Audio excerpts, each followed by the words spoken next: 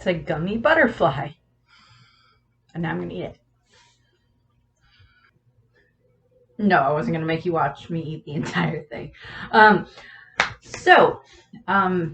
you probably guessed via the title of the video, this is going to be my review of Encanto. So I dug up butterflies because they're kind of one of the symbols in the movie. There's butterflies on the candle that kind of fuels the house. There's, different butterfly patterns throughout the house. Mirabelle has, butterflies on her top that she wears all the time. There's a few other bits here and there where butterfly shows up, and then, of course, butterfly is a very important thing in the end in regards to the vision, and then, of course, the end of the movie, which I'll be going over as I go over the movie. So, I went for those butterflies, and then tiger, because I don't have a stuffed leopard, and leopard would have been more apt, but I don't have a stuffed one, unfortunately. Yeah, so this is going to be my review of Encanto, which came out last year in 2021, and very appropriately, the first time that I watched this movie was on Christmas. My sister and her family, my brother-in-law and their kids, and my parents and such, we were all in the same house, and the dog. We were all here, and for Christmas, while we ate lunch, and then after we were done with presents, while we had dessert, we watched Encanto, which we all very much enjoyed. I think it was the first time we all saw it. I know I hadn't seen it, and I don't think I know my mom or dad hadn't seen it, but I don't think any of my sister's family had seen it yet either. So we watched that. So that was just a fun Christmas thing that we did. And then I watched it again yesterday before recording this, since it's on Disney Plus, which is great. So that's what we have here.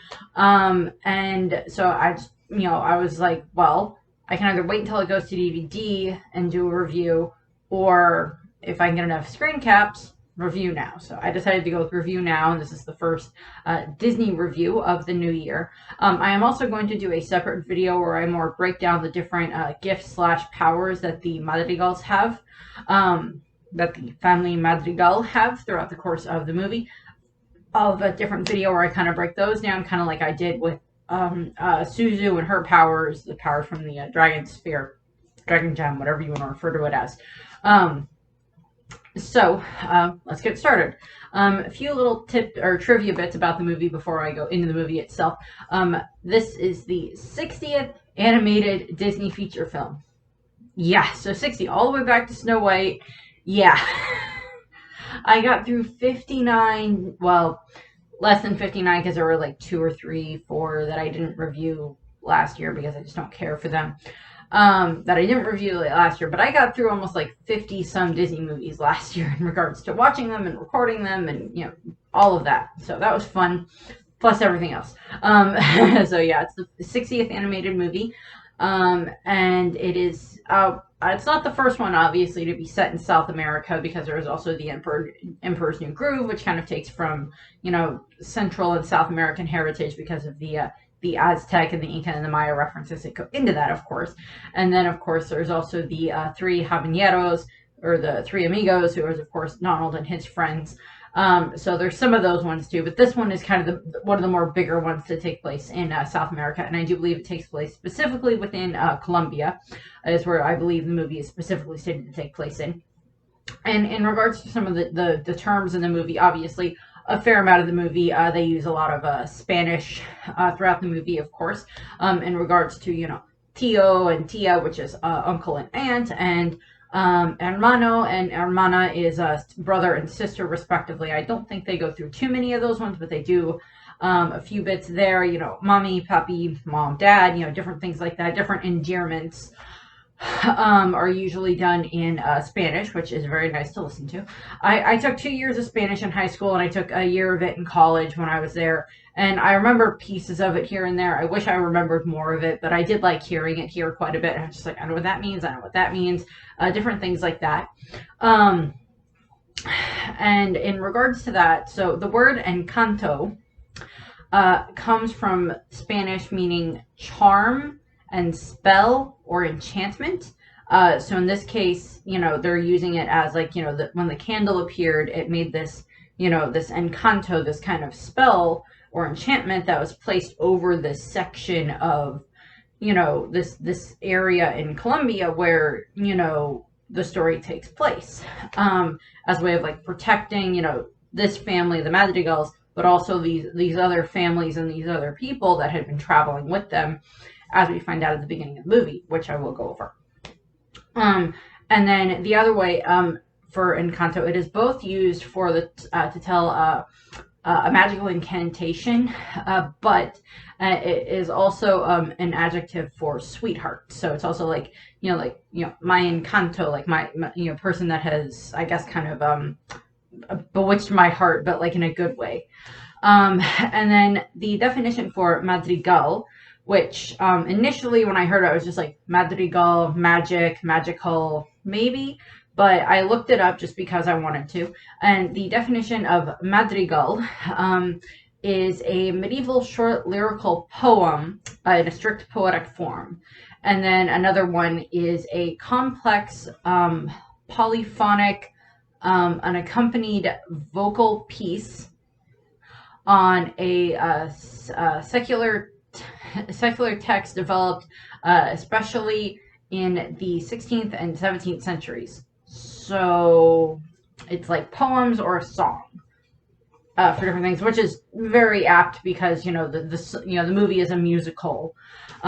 So I guess that's kind of an apt way of doing that. And it may have just been like even before then, like Grandpa Pedro, who we'll find out about, he may have just come from a very magical family to begin with. We're not sure.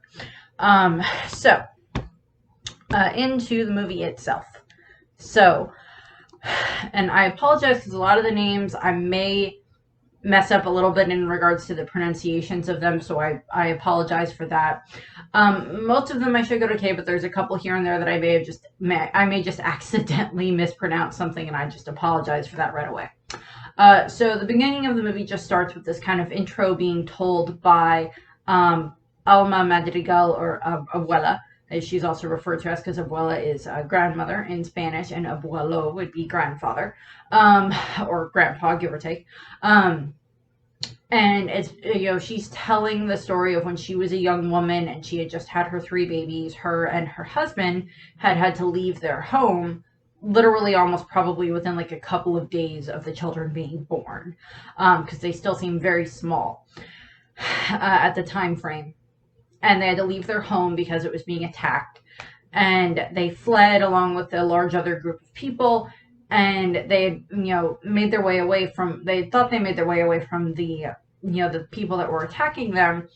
But they kind of didn't. They were followed. So then her husband, Pedro, Grandpa Pedro, stayed behind and kind of like turned himself in, gave himself up to allow the rest of them the chance to get further away. And we kind of see this in the beginning when we get that flashback there. Then, of course, at the end of the movie, we get a more in-depth flashback. But we see this here, and it shows this, he gave himself up for his wife and his children, so they had a better chance. And we see as Alma just kind of breaks down, and we get a better rendition of this later on, and I'll go over a little more there. But she just kind of breaks down, and then the candle that she had with her becomes enchanted. And it glows and it spreads its magic out, and it forms this giant, it makes like mountains appear up around the valley, so that way they're kind of protected on all sides. And it forms this house that it builds like from the cobblestones up to build the entire house.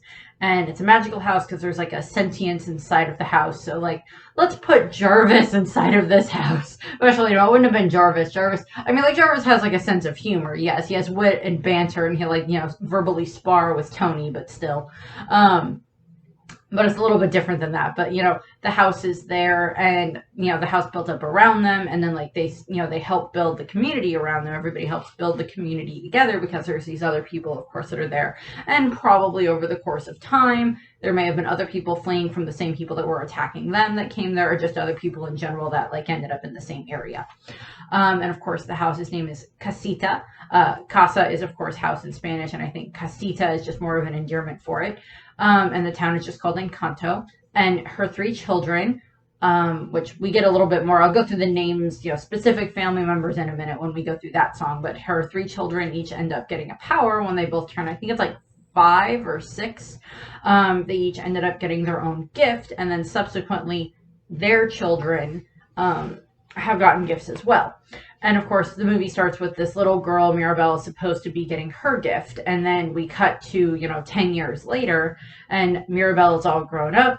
And we see her and the rest of the family. And we get this whole big musical introduction of the Madrigals for the song The Family Madrigal, which is being sung by Mirabelle. And then, little bits added in by the other family members and little bits added in by the townsfolk. And she's telling like this, everybody's powers and the story of the family Madrigal to these 3 little kids that kind of live in the town, or these kids that keep growing and growing. So obviously the top of the family tree would be Alma and then Pedro, and they do have a painting of Pedro that is up in their house, which I like. And they had 3 children, Juanita, Pepa, and Bruno. And again, I apologize if I mispronounce the names. With Juanita being the oldest, Pepa being the middle, and then Bruno being the youngest child, and they are triplets. And, each of them had a gift. Juanita has the ability to heal you by giving you food. This is just one of the squishy pastry thingies, but it seemed appropriate, and it's fun to squish. Squish. I'm going to be working from home soon, and I needed, some form of, stress reliever, oh, good God, help. So I bought that. So Juanita has the ability to cure you, heal you by giving you a piece of food that she's created, that she made. So she's kind of I'm assuming she's some form of the town's doctor to a degree for small things. I'm assuming bigger injuries, I don't know if you have a bleeding injury in your gut. I don't know if her power would be able to heal that, but we see her, heal a black eye. We see her heal a broken wrist. We see her heal small cuts and bruises and bee stings, because her husband gets a lot of bee stings. And then we had Pepa, who is this it's either Peppa or Pepa. Peppa. I think it's Peppa. I apologize. I just had Peppa Pig pop into my head, which I've never seen, but okay. And she has the ability to control the weather. Her emotions kind of affect the weather, so that's kind of how they can, control the weather within the Encanto. And all, around her, if she's very angry, it gets very, windy and rainy and, haily or whatever. And then, if she's, very happy, it's, sunny and bright and everything like that. And then there's Bruno, which we don't talk about Bruno, but we'll get to Bruno later on. He's kind of not talked about for a little while. And then it is stated that there are 2 men that married into the family Madrigal, and they are Felix or Feliz, Felix, and he married Pepa. And then we have Agustin, who married Juanita. And then, so that makes him, Mirabelle's father, because Juanita is Mirabelle's mother.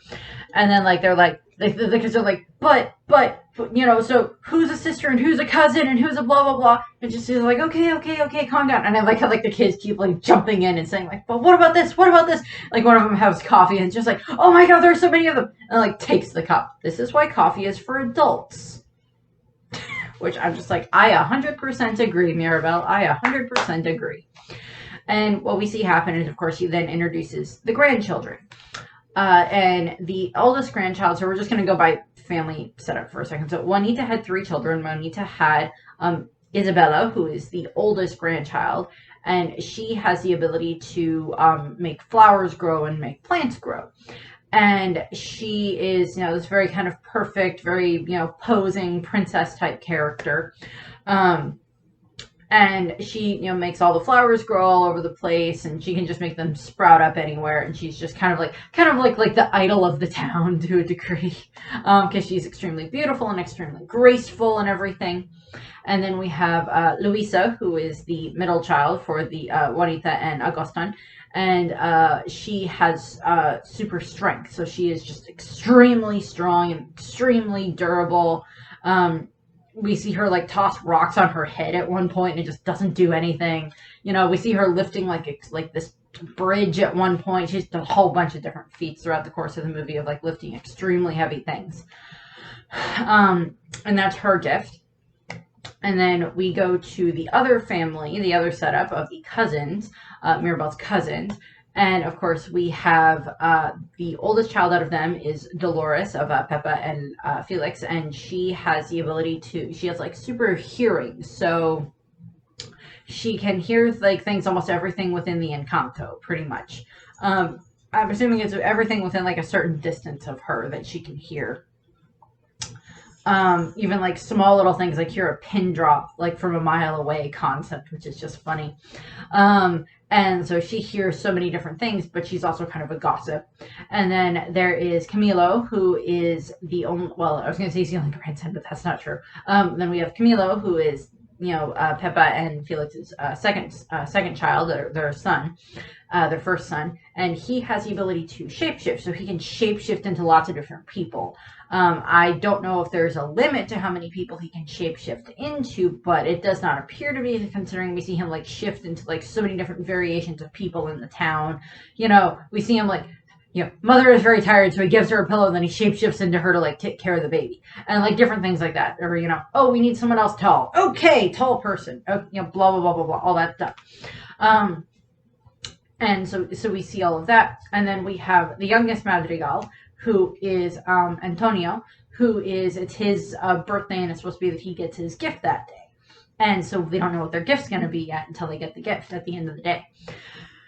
And like the kids keep asking Mirabel again and again and again, what's your gift? What's your gift? What's your gift? And she keeps repeating, everybody else in the family is just like, no, but what's your gift? And then it's basically, then it's revealed, oh, Mirabel doesn't have a gift. And yeah, that's just kind of one of those things where just like, yeah, that's kind of unfortunately, the premise of the movie, which unfortunately that's basically just like explained within the trailers themselves. We see a lot of this stuff in the trailers themselves. It's just like, oh, out of everyone in the family besides her father and her uncle, she doesn't have a gift. It was stated, I think it was stated either by the creators of the movie or something, that in regards to like the uncles, the two that married into the family who took the last name of Madrigal as opposed to keeping their own last names because they're the bigger family in the region, or the more prominent family in the region. It's the Madrigals. And like Augustin and Felix, like they wouldn't get any gifts.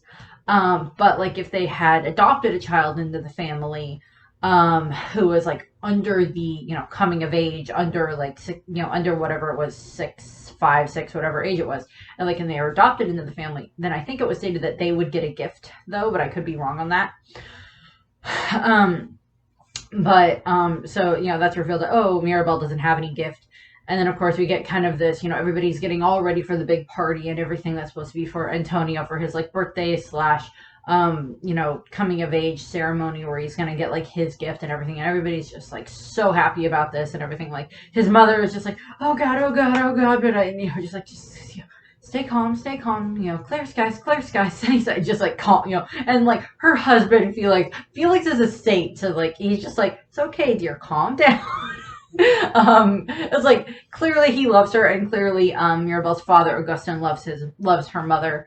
There is no denial of that. I don't think either woman would have married a man that they didn't love and that didn't love them, regardless of what their powers are. But for Augustin, it's a good thing that he's married to the woman who can like heal you with food, because he gets hurt a lot. He gets like bee stings all over the place, and like his wife just like gives him like a cookie, just like, you got bee sting to me, didn't you? Yeah. Here, heals up. And like, just funny, but like he loves his 3 daughters very, very much. Which I love that they show this. But one of the other things that they kind of set up kind of early on in this time frame is this kind of bit of this animosity between Abuela and Mirabel. And it's not that Abuela hates Mirabel or anything like that. It's just that there's like this kind of tension and animosity, and like everybody said that like oh well, if Antonio's gift ceremony doesn't go well, then like something may be happening to the magic, we don't know yet, something might happen, it might be a bad thing. And so it's like they really want his ceremony to go well. And he's very, very nervous about this. And we have this cute scene between him and Mirabel where like Antonio is like hiding underneath the bed in the nursery, which is still the room where Mirabel sleeps in because she never got her own room in the house. And her and Antonio are just like, in the room together. and she like has like this present that she made for him, and she's like, she knows he's hiding under the bed, and like she like holds the present up by the bed, and she's like, this present will self-destruct in 3, 2, 1. Grabs the present, and then she like goes under the bed with him, and he opens the present, and inside of it is like this stuffed little leopard that Mirabel made for him, which is adorable. And she's just like, since after tonight you won't be in the room anymore, won't be in the nursery anymore, you'll have your own room, something to take with you. And you know, it's like they're cousins, but they're obviously extremely close. And I do like that they show that. I mean, like, they all live within the same household, so you know, it's like, you know, yeah, Luisa and Isabel are, you know, Mirabel's sisters, but she's also probably quite close with Dolores and Camilo as well, because at times they would have all been in the nursery at the same time. And, you know, they all still live within the same house and everything like that. I mean, Mirabel has, like, issues with Isabel, which we'll go over later in the movie. But what we see happen is, of course, you know, Mirabel kind of like cheers him up, and like, but she has this great little relationship with Antonio, which I love. And he's just like, I'm sorry, you know, I really wish that you would get a gift too. And she's like, that's okay, because you're going to get a great gift, and it's going to be the best gift ever. And like, she's happy for her family that they have all of these gifts. That they have these gifts, and they're this big part of the community, and like, you know, she loves living in the house and the casita and everything. And, you know, and we see that, and she's very happy for Antonio, and she wants Antonio to get a gift. And then, of course, we cut to, you know, the next bit, which is this big ceremony type thing, and we get this kind of the undertone of the song, Colombia, Mi Encanto. I'm not going to answer that. And, you know, it's just this big song, you know, kind of a big kind of, you know, party song where everybody's getting all, you know, there's like food everywhere, and everybody's having fun within the house, and, you know, everything like that. And then, you know, it's time for Antonio to get his gift, and he is very shy, very, very scared. And it's just like this center stage spotlight type thing. And he's just so timid, and like, he looks over at Mirabel, and he like holds his hand out to her, like, come on, come help me. And she comes and she helps him, and she, you know, helps walk him to, you know, where the door is, where their grandmother is holding the candle, with the door that's ready to be opened by him. And they get, you know, and like, she walks him there, but she's also having flashbacks of like when she was a kid, like 10 years previously, when it was her turn to walk and her turn to get her gift. Like, both of her older sisters had gotten their gifts so far. Same thing with her 2 older cousins. And you know, we see that moment there where she's just like remembering what happened, and how when she had reached out to like touch the doorknob to open the door just kind of vanished and faded. And, you know, everybody was just very stunned by that, because that hadn't happened before. Because, you know, all three of the siblings had gotten it, and then, like, you know, the grandchildren had all gotten it up to that point, except for Mirabel. So Mirabel gets, you know, Antonio up there, and like, he already had like this little, you know, moment with his parents where it's just like, oh, don't worry, son, you'll be fine, you're gonna get a great gift, and, you know, all that kind of fun thing with like his older sister and his older brother and everything. And just like that moment, which is just kind of adorable there. And what ends up happening is, you know, they get up to the door, and, you know, Antonio, you know, touches the doorknob, and like the door kind of solidifies, and then like this, you know, this macaw, or I think it's a macaw. I don't remember. I think it's a macaw or a parakeet. It's not a parakeet. I know it's not a parakeet. It's a toucan. It's a toucan that flies down and just like talks to him, and he's just like, oh yeah, no, I understand you. Oh yeah, all the other animals can come to the party too. And like, we get all these other, like, the other birds coming in, and like, I think there's a whole bunch of well, there's like capybaras there, which of course are in South America, that makes sense. And there's like a bunch of other animals that come in, like other birds, and there's like a leopard that comes in, hence why I wish I had a, no offense to my stuffed tiger, no offense to you, Raja. Yes, he's named after the tiger from Aladdin, but yes, Raja, you're fine, but a large leopard would have been fine and helpful today too. But, you know, so like they're, you know, they all come running in, and like they all run into the room, and like inside the room, as one of the children says, it's bigger on the inside. And it's this huge kind of like forest area, jungle area inside of it. Like, you know, he's running around with like all the animals and everything, like everybody's like filing in. And then we have this moment where Abuela is like looking at her like, oh, I knew you would get a gift. I knew it's been a perfect night. And like very hearkening on it's been a perfect night. And like they all get together and they all take this, family picture that's like all of them except Mirabelle. And like in this moment we get like the freeze frame type moment where it's like, all the family, is there, with Abuela in the middle and like everybody else around her. And like apparent and like, it's supposed to be very apparent that like and like the Mirabelle's uncle and her father are in there of course as well, and but Mirabelle is not in the picture, and like nobody seemed to say anything, and like we see this as like everybody's like filing into the room to like be part of the party, before they take the picture. That's like everybody's like walking past Mirabelle, not even noticing her to a degree, and we get her moment, her kind of I Want song as it's stated, and it's called Waiting on a Miracle, and it's her singing about the fact that like her family gets to stand in the light and gets to have all of this, her mother and her aunt and her sisters and her cousins have these gifts and everything, and she's happy for them to have these gifts. And like her father and her uncle have like kind of not like resigned themselves to being like, kind of like not magical members of the family, but they weren't like born into the family, or they, didn't grow up in the family. So there's a difference there. And like they've kind of accepted it. And even her father states it as a way of like, everybody in this family is exceptional, except like me and your uncle, and I guess kind of you, and we're kind of unceptional. And like he's trying to be very nice about it, but it's not coming off well.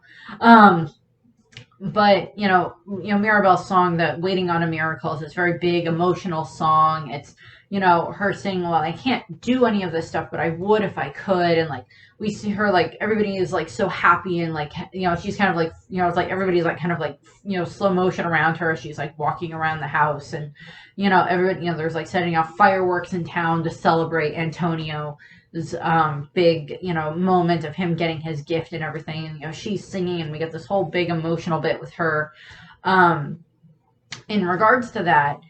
And at the end of the song, she's like, it's her basically saying, it's like, I've been waiting on this miracle for like 10 years and yet I still haven't gotten it. I've been waiting and waiting and waiting, and I still haven't gotten it.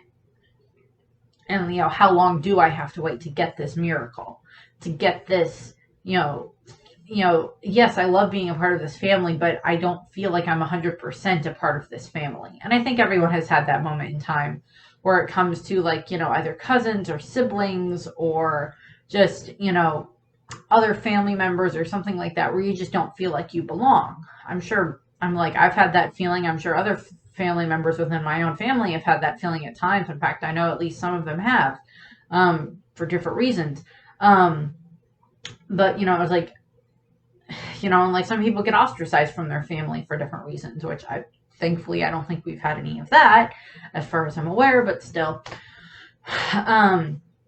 But of course, after she's done singing, then we get this other moment where like everything is kind of dark around her. And then she has like this vision to a degree where she sees these cracks that start appearing all over the place, and like cracking through the walls, and like cracks leading up to the candle, like, extinguishing the candle. And then she has this vision, and like in the vision, she kind of like got her hand cut to a degree, and she's like, oh no. And she like runs up into the room where the party's happening, where like everybody's like all happy and everything. And she like runs up, and she's like, there were cracks all over the place, and like, the candle was going out, and like, Abuela comes out and like looks around, and like everybody's like watching all of this, and it's just like, well, I don't see anything. And she's just like, no, everything's fine. Everybody go back to the party. And we get this moment where, Mirabelle's like sitting in the kitchen with her mom while her mom makes her something to eat so she can like, heal her hand. Again, don't know the extent of what her powers can do. I might go over that in the more power video, or the gifts video. But, like her mother doesn't look down on her or anything like that. But we do see these instances where it comes to specifically Isabel. Who seems to look down on Isabella, that seems to look down on Mirabelle, not Merida, different Disney person. Mirabelle a fair amount, and her mother does not, and neither does her father. I don't think her uncle really does either. But there are times where it's just like, oh, well, she doesn't have a gift, and, she doesn't quite seem like she 100% belongs all the time, but her mother is, of course, trying to cheer her up and everything. And that night, Mirabelle still has these visions, and she ends up kind of like crawling up on part of the house to like end up by the window where like the candle sits, which is in Abuela's room. And the candle's sitting there, and Abuela comes out to the window, and she's like talking to like the locket that has a picture of Pedro in it, and she's just like, what do I do? There's cracks forming, and I don't know what to do, and we can't lose our home again. And Mirabelle decides that she's going to be the one to fix this, try to save the miracle, fix the miracle. And then she's like, but how do I fix a miracle? House.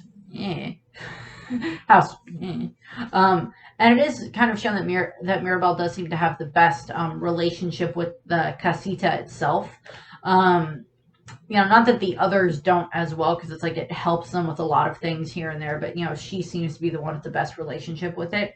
And the next morning she goes and she tries to talk to Dolores to see if Dolores can tell her anything, and she's like, oh, well, the only ones that are worried about the magic are you and the rats on the walls and Louisa, whose eye was twitching last night.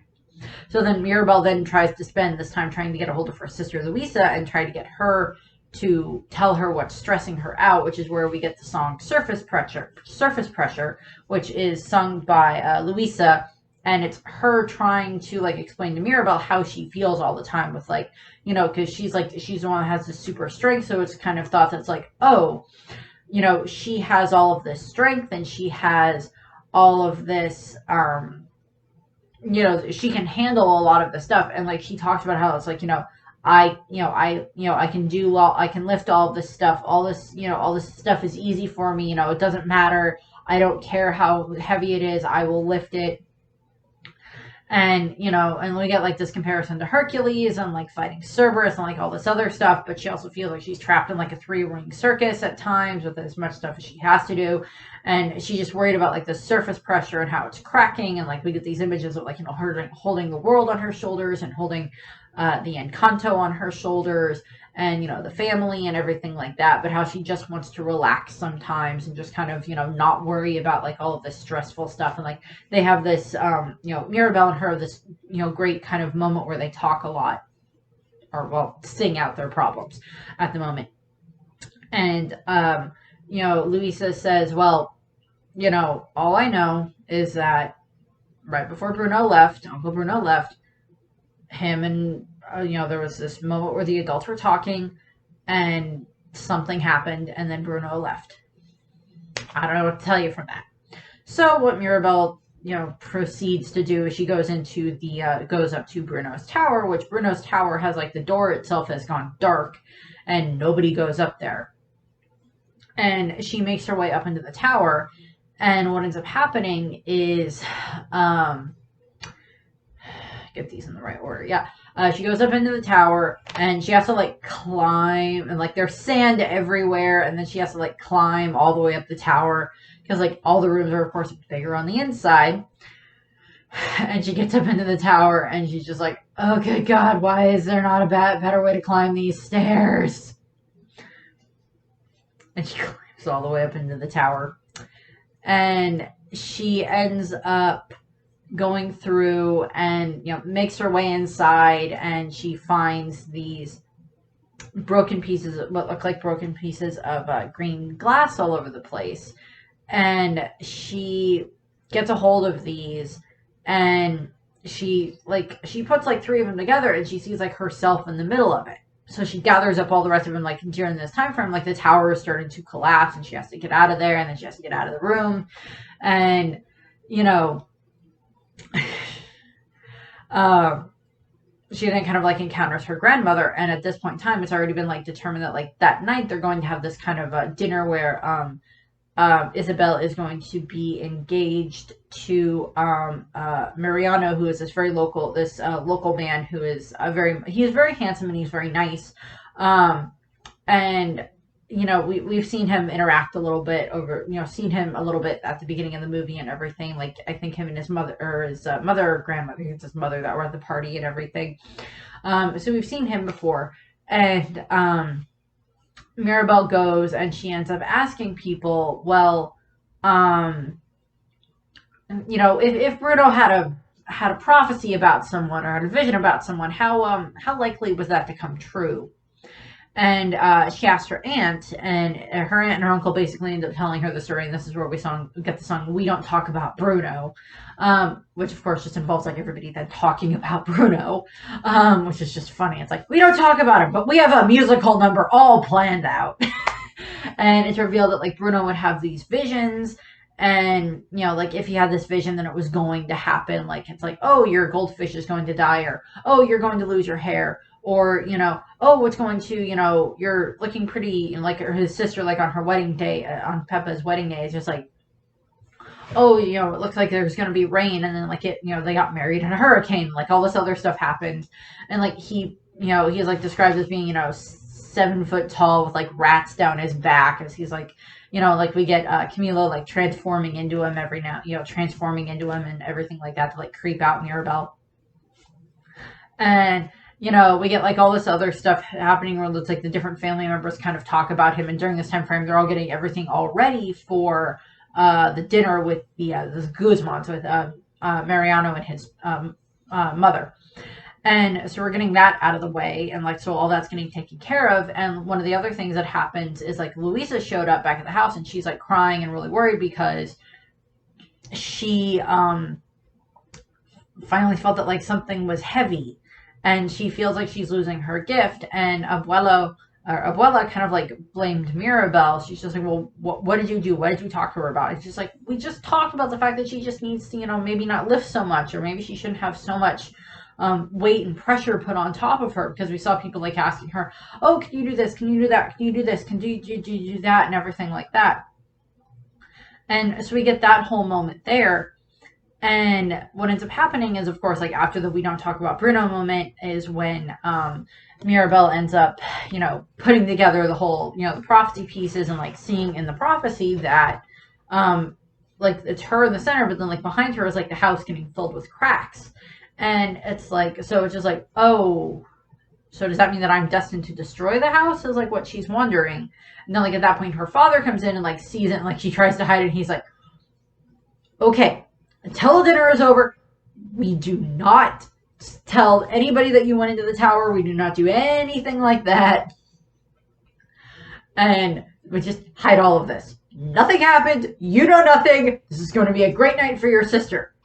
And of course, Dolores heard this, so now she's just like, oh, and like they all run down, and like they're having, getting dinner and everything, and the Guzmans are there as like their guests, and like they're, things just happen. And like Mariano does seem to be a nice gentleman. He does seem to be very, very nice, because even at one point, like during the dinner, because Mirabel's sitting next to Isabel, and he's of course sitting next to Isabella, and of course Mirabel, and and then like he's on the other side, and so like they're next to each other. The couple is supposedly, the supposed couple is next to each other, and what we see happen is at one point, like he looks at Mirabel because like she seems very like sad or very worried about something. And he's like, "Are you okay?" And like I'm sure like everybody in town knows everybody else. It's like it's not like a huge community, but like the Madrigals have like helped kind of build up this community. Like as like people get married in town, they have more children and everything like that. So the the community grows. And I'm sure that they've had like deaths in town and everything. So it's like there probably is like a town cemetery where they've buried people that have died over the years. But the town is very vibrant and thriving, so everybody knows each other and they all care about each other. But basically what ends up happening is like all of the animals that are like in the house now, because of Antonio, kind of end up grabbing all the pieces of the prophecy, and like it ends up getting put together. Like everything just goes so badly, and the Guzmans leave the house, and like everything is just kind of going to heck in a handbasket. And what ends up happening is, of course, then Mirabel sees like all these rats showing up, and like they each take pieces of the prophecy, and then like scurry off, and she like follows the rats. and she follows them behind this like painting that goes into this hole in the wall, and she finds her way through the holes in the wall, like the you know the I guess the spaces between the walls, and she ends up finding Bruno. And she finds out that you never left, and he's like, no, I left my tower, but I couldn't leave the Encanto. Have you seen those mountains? Those are not fun to try to climb. I don't want to climb those mountains. Fair enough. So he's like been hiding inside of the walls of the house, and like there's like cracks still appearing in the walls, of course, all of this, all over the place. We see the cracks starting to appear, and like he tried like patching them to a degree, but it only does so much. And Mirabel and him kind of have this big conversation where he's just like, well, when it comes to prophecies and everything, it's like everybody takes it the wrong way. Bruno saw this thing, so something's gonna happen. Bruno said my fish is gonna die, and my fish is gonna die. All this other stuff, and which is just kind of funny. And like he's been like living inside of the walls for the last 10 years. Oh God.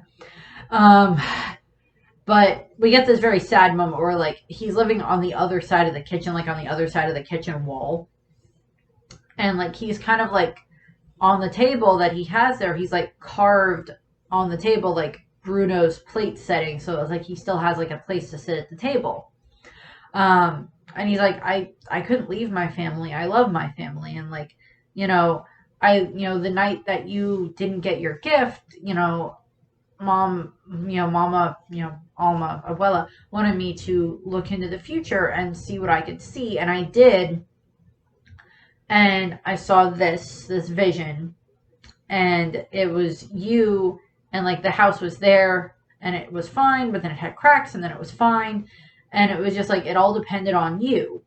And I couldn't, I didn't want to put that pressure on you, so I smashed the prophecy, and then I went and hid. Smashed the vision, and then I went and hid, so that way, they don't put all this pressure on you, or there's not like this whole thing on you to either, oh, you live with this up, over your head your whole life of like, oh, you're going to destroy the house, or, oh, you're going to save the house, or something like that. And she realized that it was like, you left and did all of this because of me, to protect me. And he's like, yeah. And like, so we get kind of that bonding moment between the two of them. So she was 5 when like Bruno left, because it's been 10 years and she's 15. And, she may have had some memories of Bruno from before then, but probably not very many. And both, most of them have probably faded at this point in time. So she gets this moment where it's just like, you left to protect me. Yeah. And so it's this great little bonding moment, which I love. And she's like, but I need you to look into the future more. I need you to try to have a vision again. And he's like, well, first of all, I can't do that. You destroyed my vision room. I can't do that without a big space. And that's, of course, when Antonio shows up with all of his animals. And he's just like, well, you guys can use my room. The rats told me everything. And I'm just like, oh, good God, don't talk to the rats, child. But like, so he's got the animals and everything, like they move into his room. But during the same time frame, we have this moment where Mirabel's mother and father, so Juanita and Agustin, are having this conversation with Abuela, and it's basically like, you put too much pressure on Mirabel. You seem to like force her away more than anything, and you make things too hard on her. And Abuela is just like, you've seen the cracks in this house. If our candle goes out, then what's going to happen next? And so we get that moment there, and then like Mirabel and Bruno, like Bruno has his, vision, and like they look into the future, and he's just like, okay, so what we need to do is like, it's just the same vision again. And then like they see this like yellow butterfly in the vision, and they follow the butterfly, and the butterfly leads them to this vision of Mirabel in front of the candle, and then this other figure shows up, and it's just like, you gotta fight her. No, wait, you gotta hug her. And like, they hug in front of the candle, and the candle burns, and then it's revealed that it's Isabella, that Mirabel has to go and like fix her relationship with. And it's just like, oh God, why? And she's just like, but and Bruno's just like, oh, you gotta help your sister. Okay, never mind. Breaks the prophecy. Shatters the vision. So he's just like, okay, well, okay, well, I guess I better go move again, type of thing. And he basically convinces her that you have to go and talk to her, you have to do this. And then he goes and hides in the walls again. And at this point in time, Mirabel goes into Isabella's room, and she's just like, she's like, we do get this confrontational moment between the two sisters. And I mean, as I would say multiple times, I have an older sister. She's 12 years older than me, so there wasn't ever really this like sibling rivalry set up. I mean, like anything beyond like a playful sibling rivalry. But like my dad has stated that like him and his sister, who is just like a year and a half younger than him, like they've had like a sibling rivalry at times and such. So, I know that those develop between siblings at times. Sometimes they do, sometimes they don't. It just depends on stuff. It's just like I'm recording this like a couple of days after like Bob Saget died. So, that's bringing up a lot of Full House memories and everything like that. So we see like his relationship, or like the relationship between like, Michelle and Stephanie and DJ and such, and like their relationship and how they do have like rivalry at times. But then of course they're still sisters and everything. But in the course of what ends up happening in the scene is, Mirabel and Isabel have to like confront each other, and we get this moment where they're just kind of like airing all their grievances against each other. It's just like, you have to be this perfect, little Miss Perfect, never have a bad hair day, never do anything wrong. You've done all of that your entire life and everything like that. And like, they're just kind of blowing up at each other. And then Isabella grows this cactus, which is very different than anything else that we've ever seen her make in the movie before, because we've seen her make all these different beautiful like roses and carnations and all these other beautiful gorgeous flowers, but this is something very different, and she's like intrigued by it, and she makes it grow bigger. And it's it's this prickly cactus that's not perfect looking, and we get the song that's called What Else Can I Do, which is of course sung by Isabella, and of course Mirabel is part of the song as well. And so we get these great songs that I do like between like Mirabel on her own, and then Mirabel with Luisa, and then Mirabel with Isabella, to show like these relationships with her sisters. And by the end of the song, we see kind of Isabella's kind of point of view of the fact that she has to be this like perfect, this perfect type of person. She has to be this perfect little princess all the time, poses, and everything has to be great, and flowers have to bloom perfectly and everything like that all over the place, and like everything has to be symmetrical and beautiful and everything. But she doesn't really get the chance to have like this prickly side, which is what the cactus is supposed to represent, that she's able to kind of have that power, have grow these like prickly type things, that it's okay to show that you have sharp edges. She has to show like this perfect defined image of herself. And and that's kind of what's been portrayed about her most of the time throughout this part, up to this part of the movie. And we see her and Mirabel bonding as like she starts making these exotic and wild looking and like carnivorous plants and everything. And her and Mirabel are like singing together and everything, and like kind of rocking out to a degree, which is just kind of fun. And what ends up happening is they have like this moment where like all around the house, all these different like cactus and carnivorous type plants and like these more prickly type things, less beautiful, more dangerous type things show up all over the house. It's like they're growing all over the place, and like there's like the plants that like release different like colored pollen all over the place. So like Isabella is like getting covered in like all this different colored pollen, which is really pretty. But like all of these plants are also growing up throughout the whole town at the same time, because her power is just kind of going out of control, because she's like just finally letting this out. And like it goes through the town, so Alma sees this in town, and she's like running back to the house to see what's going on. And Mirabel and Isabella are just like so happy by the end of it, and like they've kind of like forgiven each other, and they do hug, and like the candle burns brighter, and like it's supposed to be kind of like seemingly healing the magic in the house. And of course they Abuela gets back to the house, and her and Mirabel have this big shouting match where it's just like you've done all of this, like all you've ever done kind of is like ignore me since I didn't get my gift. You've like looked down upon me and everything, and like you forced Luisa to just be strong all the time, and she shouldn't have to be. Isabella doesn't want to have to be perfect all of the time, all this other stuff. And I'm sure like Dolores and like Camilo probably have like a similar thing, because all of them have to appear to be like these backbones of the community, and that like they've just for the past 50 years, this family has been the ones in charge of keeping the community going, keeping the community together and everything like that. And that just makes things you know and all Alma Abuela has done nothing but like continue that for the past 50 years. And the cracks start forming more and more and like spreading throughout the house more and more, and then like everything just starts going to heck in a handbasket, even worse than the dinner party. And like everything is just like falling all over the place. Stuff is collapsing. The house is losing control of itself, and like Mirabel tries to climb up and tries to get the candle.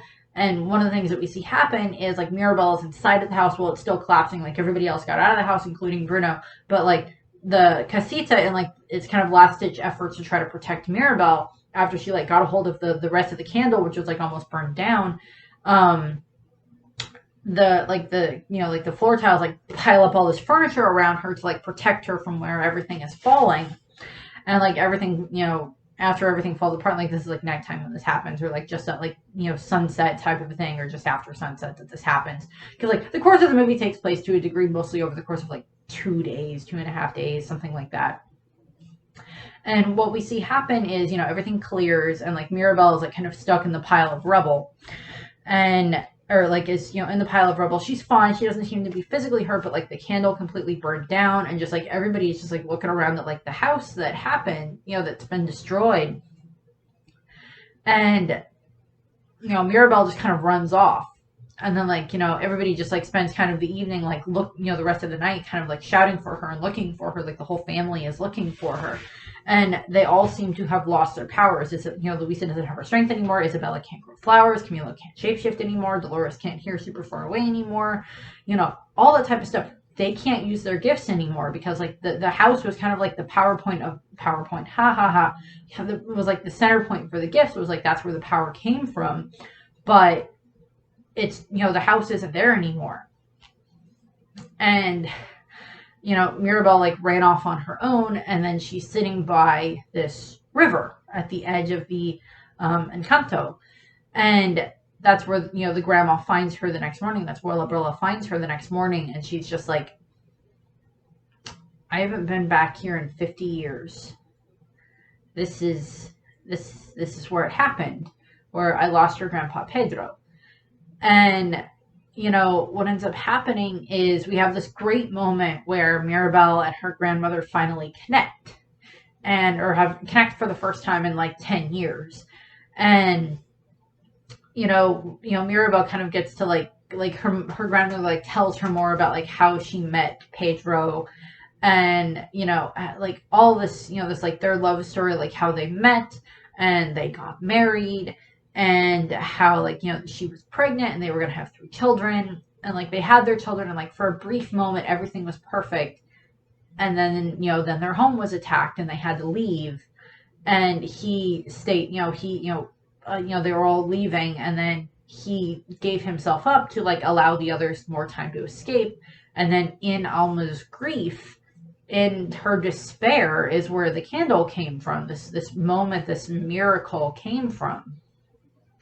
And like that formed everything else. And we get more of this flashback that we see, where we see she wraps herself in this shawl that is like this black shawl that is like a shawl of mourning. Lots of cultures have this type of thing where it's like if you have like this black shawl on you or something like that, you're usually in mourning.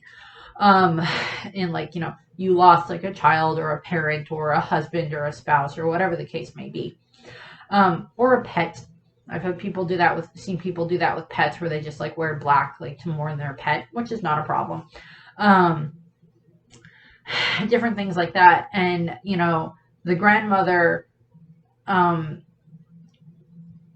sees she started to put too much pressure on her children and then her grandchildren to continue to be these perfect pillars in the community.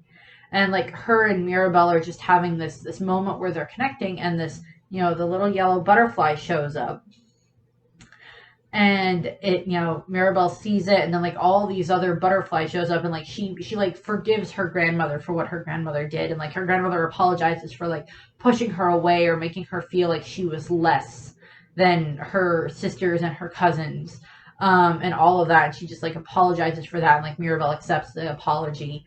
And like, they're all surrounded by magical butterflies because reasons. And then Bruno shows up, and he's just like, no, she didn't do this on her own. I helped her, type thing. And then like Abuela just like hugs Bruno, and she's like, I missed you. And he's just like, I have a feeling I missed something. And like they head back to the house. And they, the house is still in rubble and ruins and everything. But like everybody is just like so happy that Mirabelle is okay and everything. And everybody comes back, and like her dad's covered in bee stings again, which is just funny. And it's just like we have to fix our house. And like I like Camilo, who's just like, well, everything's fine again, but we don't have a house.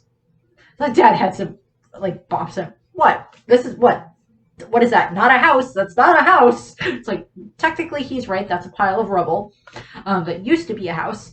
And what ends up happening at that point in time is, Abuela, Mirabelle and Abuela and the others, so they start singing this one last song, which is All of You. And we get the song All of You, which is, of course, the big family number kind of at the end of the movie. And what it is, it starts off with, like, Mirabelle stating, it's like, yes, we all still like shine very brightly, but we all have to work together and everything like that, that you don't have to put everything on your own back. And then like Abuela apologizes to all of them, to her children and her grandchildren, and about putting too much pressure on them, that I thought that the house was the miracle, and the fact that I still had all three of my children was the miracle, and that all of you that have come from this are the miracles. Far more important than like this house. Yes, the house was their home and they did love the house, but her children and her grandchildren were the miracle that she had been given, that they were allowed, that they could live, and that they grew. That like, yes, the gifts were wonderful, but they were safe, and that they were alive, and that they could be happy. And like, we see Bruno reunited with his sisters, with Juanita and Peppa, and like they're just like so happy to see him again. And like he apologizes to them in regards to like, I'm sorry that I left, and like he tells his story, I'm sorry that I ruined your wedding day, but I just you look just like you were so stressed out, and I just wanted you to know that even if it like rains on your wedding day or whatever, that it's still okay because I'm your brother and I love you, and like all this other fun stuff. And there's like a Let It Go Elsa reference in the song, which is funny, and which is just great.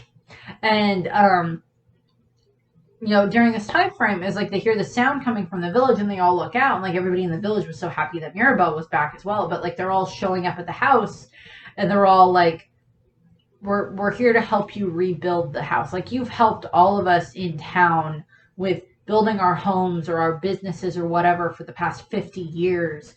And you've done so much. We want to help you. We want to pay you back for everything that you've done. And like, so they help, everybody starts rebuilding the house. We see the three sisters bonding more with, helping Luisa carry her loads better, with helping, Isabella with having like her plants more, so she can like grow her plants more than just like the pretty perfect flowers. She can grow the more prickly things. She can show her more prickly side and be more well-rounded.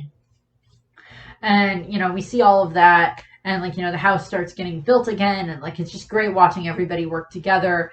And like, Mirabelle goes and talks to Mariano, and Mariano is just like, I just have so much love to give and everything. And she's like, well, maybe not Isabel, but I have this cousin, and this is where Dolores just like bops in, like pushes Mirabelle out of the way. She's like, I can take it from here.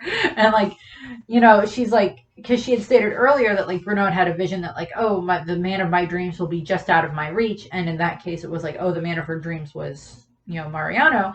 And, so she was jealous of her cousin and the fact that Mariano liked her, but now Mariano's attention is on Dolores, and like they seem like they'll be a much better couple. She's had this crush on him for a long time. So they seem like they'll be much better. And what ends up happening is, they get the house all built and everything. And like, we see that, the family members, getting along better and everything like that. And like Bruno and the others all working together better and being welcomed back into the community. And like the others probably like apologizing for like the way that they treated him and everything like that. Like, oh, just because Bruno saw something, it has to be bad or whatever. And, they get the house all built. And, it's still a beautiful house, and it's still probably based around the same design of what was on the casita. But, they end up having this moment where, they need like the doorknob on the house, and like they give the doorknob to Mirabel for her to be the one to finally open the door. I will not cry. I will attempt to not cry. Let's try with that one. I will attempt to not cry. And she finally gets her moment where she gets to open her door, and like her whole family's there and the town is watching. And said I'd attempt to. I didn't say I would succeed in not crying. I cried up when I watched it. I teared up when I watched the scene yesterday. I teared up when I watched it the first time on Christmas. So yeah, no, not surprising that I kind of tear up a little bit now. Moments where the outsider is finally welcomed in always get me. Almost always get me. And, she opens the door, and like that, the door gets covered in this design of the family with her in the center. And then like the house is like, the life of the magic and the house are like re-sparked, and the house gets returned back into what it was with like all the different colors that it had before. And it's all healed back to what it was, except probably a little bit stronger and a little bit better, because now the bonds of the family are, stronger and tighter and less, having to be perfect and having to have this perfect image for the town, that they all actually get to be together now better. And like, they go into the house, and like, Isabella can, grow her, more prickly plants now and everything. And, Luisa is, she has her strength back, but she also just needs to relax at time. And like Peppa doesn't need to, harness her, control her weather ability to the point where like she is like so stressed about everything. She can just kind of like let her emotions show better now at this point in time. So we just get those great moments that happen there. And, so that's just fun. And, they're all just so much happier together and everything. And, all of them, and then they get the moment where it's like, all of them have their gifts back now. So obviously, like, Dolores can hear her, have her super hearing, and Camilo can shapeshift again and everything. And, Antonio can talk to the animals again, and, like, her mother can, heal people with her food again. And, like, all this other stuff. And, like, Bruno has his visions back, I guess, if he wants them. And, they do the, we get the final images, like, the whole family picture of what it should be with Mirabel in the family. And everybody is much more happy, and it's less of a facade to a degree. And, of course, that's where the movie ends. The music in the movie was, of course, written by Lin-Manuel Miranda. I think he also has a fair amount of bearing on like the story itself, because sometimes the songwriters have a fair amount of bearing on the story at times, or at least influence on the times. Because in regards to the song, if we don't talk about Bruno, they had to come up with a name that would work for that, because it's Bruno, no. So there was like, his name's Bruno. Okay, so that's fine. In regard to the cast, we have Stephanie. And I apologize, I'm probably going to butcher a bunch of these Latin American names, and I apologize. Stephanie Beatrix as Mirabel. We have Maria Ciela Botero as Alma Madrigal, so Abuela. We have John Leguizamo, well, I do know, as Bruno Madrigal. We have Mura Castillo as Felix Madrigal, who is, of course, Mirabel's uncle. We have Jessica Darrow as Luisa Madrigal, the middle sister. We have Angie Capeda as Juanita, so the mother. Julieta? Julieta. I think it's... I swear to God, I'm sorry. I think it's Julieta is the mother. I apologize. I kept calling her Juanita for the review. I apologize for that, for the names. Is, of course, Mirabel's mother. We have Carolina Gantiana as Peppa Madrigal, so the aunts. We have Diana Guerrero. Again, I apologize. I'm butchering the last names. I apologize. As Isabella Madrigal, we have Wilmer Valderrama as Augusta Madrigal, who, of course, most people know as Fez from That 70s Show. And he's also on NCIS at the moment as a Special Agent Nick Torres, and has fun there. We have Rennie's Feliz as Camilo Madrigal, so the cousin. We have Ravi Corbett Conyers as Antonio Madrigal, who's adorable. We have Adasa as Dolores Madrigal, so the female cousin, the older female cousin. And we have Maluma as Mariano Guzman, who is, of course, the very handsome boy that was going to propose to Isabel, but is now dating Dolores. And then we have Alan Tudyk as Pico, who is, of course, the little toucan that that is kind of Antonio's little sidekick.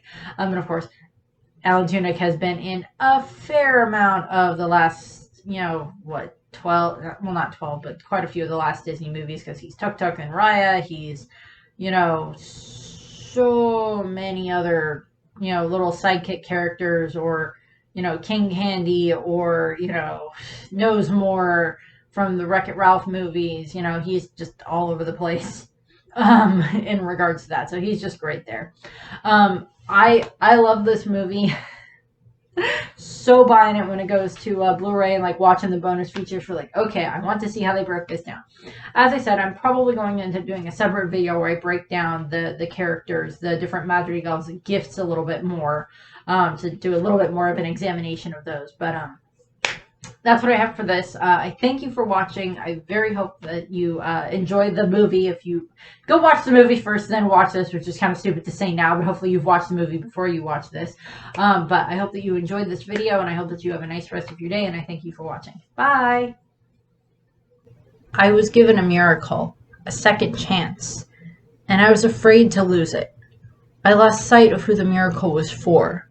The miracle was not some magic that you've got. The miracle is you.